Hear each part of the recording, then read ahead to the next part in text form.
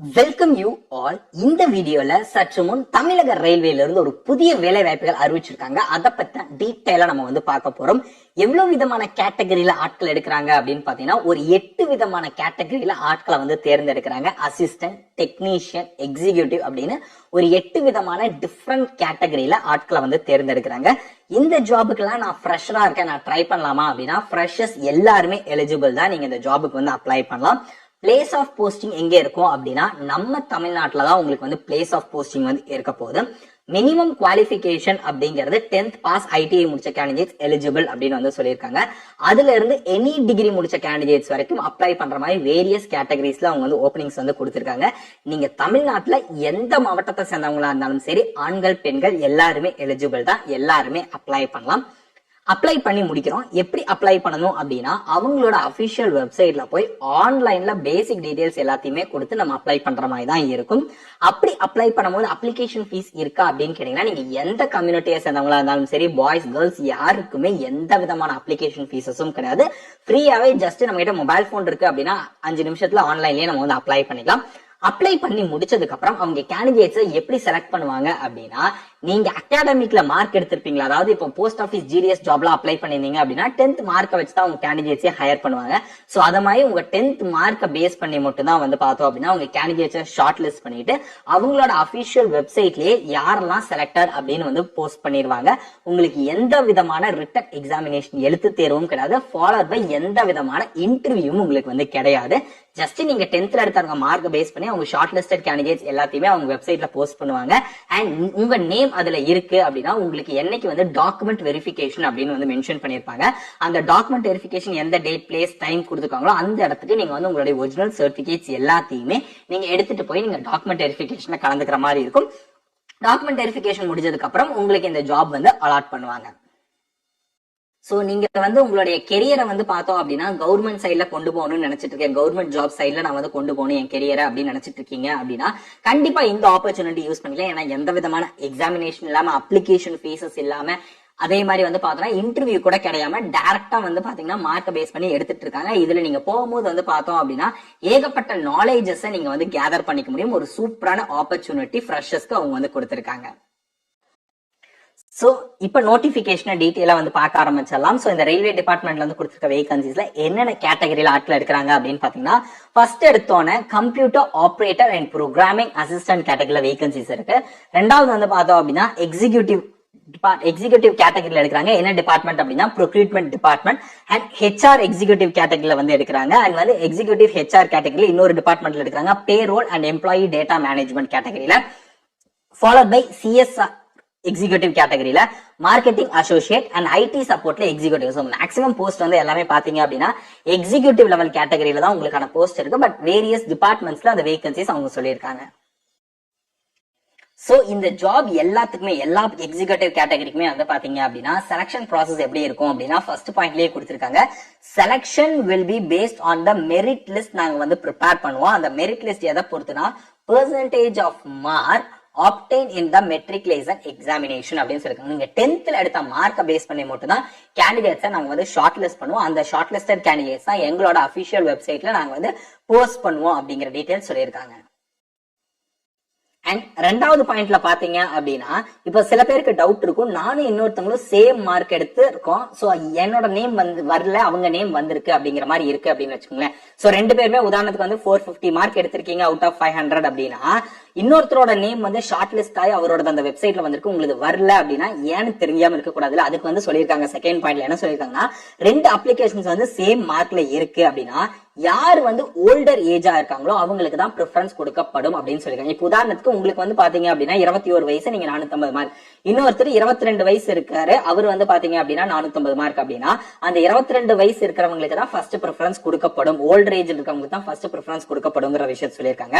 இப்போ சில டைம் வந்து 2 பேருமே டேட் ஆஃப் பர்த்தும் சேமா இருக்கு அப்படிங்கிற பட்சத்துல, உங்களுடைய மார்க்கும் சேமா இருக்கு, டேட் ஆஃப் பர்த்தும் சேமா இருக்கு அப்படின்னா யார் வந்து 10th எக்ஸாம் ஃபர்ஸ்ட் பாஸ் பண்ணாங்களோ அந்த பேசிஸ்ல தான் உங்களுக்கு வந்து கொடுக்கப்படும் அப்படின்னு சொல்லியிருக்காங்க. எந்த விதமான ரிட்டன் டெஸ்டோ இல்ல வைவாவோ இருக்காது. There is no viva or no written test அப்படிங்கிற விஷயத்த கிளியரா சொல்லியிருக்காங்க. இந்த ஜாபுக்கு அப்ளை பண்றதுக்கு ஏஜ் ரிலாக்ஸேஷன் இருக்கான்னு கேட்டீங்க, இருக்கு. SC ST candidates 5 years age relaxation, OBC candidates அப்படின்னா 3 years ஏஜ் ரிலாக்ஸேஷன் கொடுத்திருக்காங்க. சோ எக்ஸ் சர்வீஸ் மேனுக்கு வந்து பார்த்தோம் அப்படின்னா 10 years வரைக்கும் அண்ட் பிடபிள்யூடி கேண்டிடேட்ஸ்க்கும் 10 years வரைக்கும் ஏஜ் ரிலாக்ஸேஷன் இருக்கு. நீங்க பிசி எம்பிசி டிஎன்சி பிசிஎம்மா இருக்கீங்க அப்படின்னா சென்ட்ரல் கவர்மெண்ட் ரயில்வே அப்படிங்கிறது சென்ட்ரல் கவர்மெண்ட். சோ அதுல ஓபிசி கேட்டகரியில் அப்ளை பண்ணுவீங்க. உங்களுக்கு 3 years வரைக்கும் ஏஜ் ரிலாக்ஸேஷன் அவங்க கொடுத்திருக்காங்க. மினிமம் ஏஜ் லிமிட் என்னன்னு பாத்தீங்கன்னா 15 வயசு உங்களுக்கு கம்ப்ளீட் ஆயிருக்கு அப்படின்னாலே நீங்க வந்து எலிஜிபிள்.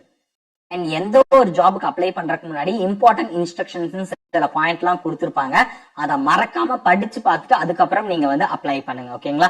சோ இதுலயே வந்து பார்த்தோம் அப்படின்னா நாங்க எந்த ஒரு வெளி ஏஜென்சியும் ரெக்ரூட்மெண்ட் பண்றதுக்கு வந்து எடுக்கல.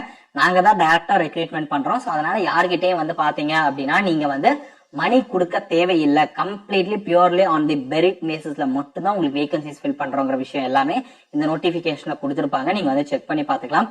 சோ இப்போ வந்து டாக்குமெண்ட்ஸ் டு பி சப்மிட்டட் அப்படின்னு வந்து கொடுத்திருப்பாங்க. சோ நீங்க செலக்ட் ஆயிட்டீங்க அப்படிங்கும் போது என்னென்ன டாக்குமெண்ட்ஸ் எல்லாம் நீங்க வந்து சப்மிட் பண்ணணும் அப்படின்னு வந்து சொல்லியிருக்காங்க. Self attested scanned copy, apply பண்ணும் போதே ஸ்கேன் காப்பி இதெல்லாம் எடுத்து வச்சு நீங்க வந்து அப்ளை பண்ணீங்க.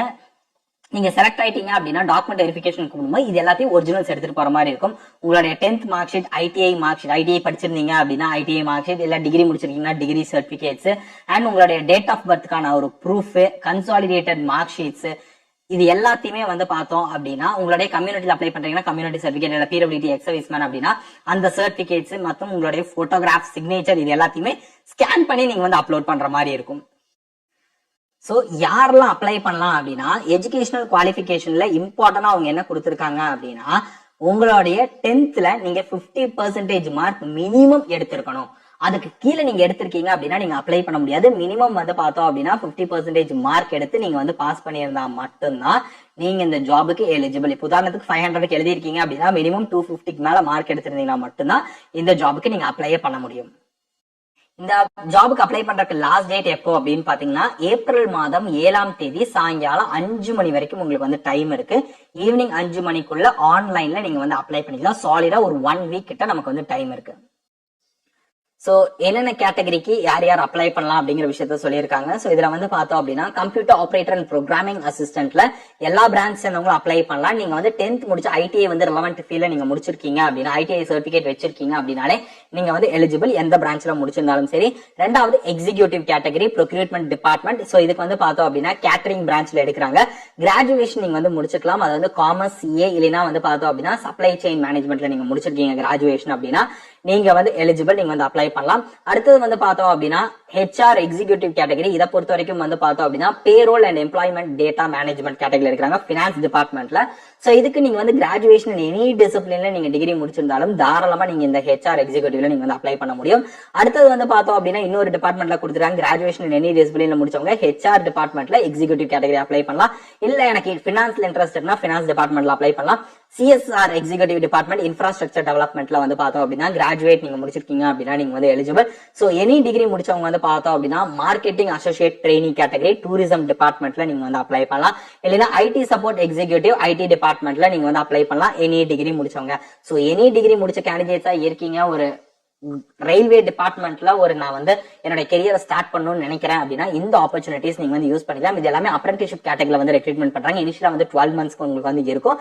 And age limit maximum age limit பொறுத்த வரைக்கும் 25 இயர்ஸ் வரைக்கும் இருக்கும். மினிமம் வந்து 15. அது போக ஏஜ் ரிலாக்ஸேஷன் நான் வந்து சொல்லிட்டேன். சோ இதுல வந்து பார்த்தோம் அப்படின்னா நீங்க போறீங்க அப்படிங்கும் போது உங்களுக்கு வந்து கவர்மெண்ட்ல இருந்து நீங்க வந்து 1 இயர் சக்சஸ்ஃபுல்லா கம்ப்ளீட் பண்ணிட்டீங்க ட்ரைனிங் அப்படின்னா உங்களுக்கான ட்ரைனிங் சர்டிபிகேட்டும் ப்ரொவைட் பண்ணுவாங்க. அது போக ஏகப்பட்ட நாலேஜ் நீங்க 1 இயர்ல வந்து கெயின் பண்ணிக்கலாம். அது போக அப்கமிங்ல வரக்கூடிய ரயில்வே எக்ஸாம்ஸ், பெர்மனண்டா வரக்கூடிய ரயில்வே எக்ஸாம்ஸ் நீங்க அப்ளை பண்ணீங்க அப்படின்னா உங்களுக்கு முன்னுரிமை கொடுக்கப்படும். சோ ரயில்வேல அப்ரெண்டிஸ்ஷிப் முடிச்ச கேண்டிடேட்ஸா இருந்தீங்க அப்படின்னா 1 இயர் உங்களுக்கு அந்த சர்டிபிகேட் வச்சு நீங்க அப்ளை பண்ணும்போது மத்தவங்களை விட நீங்க வந்து மார்க் கொஞ்சம் கம்மியா இருந்தாலும் உங்களுக்கு வந்து முன்னுரிமை கொடுக்கப்படும் ஃபியூச்சர் ஜாப்ஸ்ல. ஓகேங்களா? சோ இந்த அட்வான்டேஜஸ் எல்லாம் இருக்கு. நாலேஜும் கெயின் பண்ணிக்கலாம். உங்களுக்கு இன்ட்ரெஸ்ட் இருக்கு அப்படின்னா மறக்காம நீங்க ட்ரை பண்ணுங்க. அப்படின்னு உங்க ஃப்ரெண்ட்ஸ் யாருக்காவது யூஸ்ல இருந்தா மறக்காம உங்களுக்கு ஷேர் பண்ணுங்க. அண்ட் இது போக உங்களுக்கு வந்து ட்ரைனிங் சர்டிபிகேட் மட்டும் தான் கிடைக்குமா, நாலேஜ் மட்டும் தான் கேதர் பண்ணிக்கலாமா, அது போக ஸ்டைஃபண்டும் உங்களுக்கு வந்து கொடுக்குறாங்க. டீசென்டான ஸ்டைஃபண்ட். ஒரு கிராஜுவேட் முடிச்ச கேண்டிடேட்ஸா இருக்கீங்க அப்படின்னா 9,000 per month வரைக்கும் உங்களுக்கு வந்து ஸ்டைஃபண்டும் அவங்க வந்து கொடுத்துட்டு இருக்காங்க. சோ இன்ட்ரெஸ்ட் அப்படின்னா மறக்காம நீங்க ட்ரை பண்ணுங்க. அப்படின்னா உங்க ஃப்ரெண்ட்ஸ் யாருக்காவது யூஸ் பண்ணா மறக்காம உங்களுக்கு ஷேர் பண்ணுங்க. அண்ட் என்ன லிங்க்ல போய் அப்ளை பண்ணணும் அப்படின்னா அந்த வெப்சைட்லயே அவங்களோட லிங்க் கொடுத்துருக்காங்க. அந்த லிங்க்ல போய் தான் நீங்க வந்து அப்ளை பண்ற மாதிரி இருக்கும். இதான் கவர்மெண்டோட அபிஷியல் வெப்சைட் பேஜ். இங்க போய் தான் நீங்க வந்து அப்ளை பண்ணணும். இந்த ஜாப் உங்களுக்கு சூட் ஆகுதுன்னா லிங்க் டிஸ்கிரிப்ஷன்ல கொடுத்துருக்கேன். இங்க போய் பாருங்க. இப்போ மட்டும் வந்து பார்த்தோம் அப்படின்னா ஆக்டிவ் வேகன்சிஸ் எவ்வளவு இருக்கு அப்படின்னு பாத்தீங்கன்னா 7,82,000 வேகன்சிஸ் கிட்ட இப்போ ஆக்டிவா மட்டும் இருக்கு. சோ செக் பண்ணி பார்த்துட்டு உங்களுக்கு இன்ட்ரெஸ்ட் இருக்கு அப்படின்னா தாராளமா நீங்க வந்து ட்ரை பண்ணலாம். இல்ல அப்படின்னா உங்க ஃப்ரெண்ட்ஸ் யாருக்காவது யூஸ்ஃபுல்லா இருக்கும் அப்படின்னு நினைச்சீங்கன்னா மறக்காம உங்களுக்கு வந்து ஷேர் பண்ணுங்க. நீங்க என்ன மாதிரி ஜாப் டே சர்ச் பண்ணிட்டு இருக்கீங்க அப்படிங்கறத கீழே கமெண்ட் பண்ணுங்க. அந்த மாதிரி ஜாப் டேஸ் நம்ம கண்டிப்பா நம்ம சேனல்ல வந்து அப்டேட் பண்றோம். All the best. பை.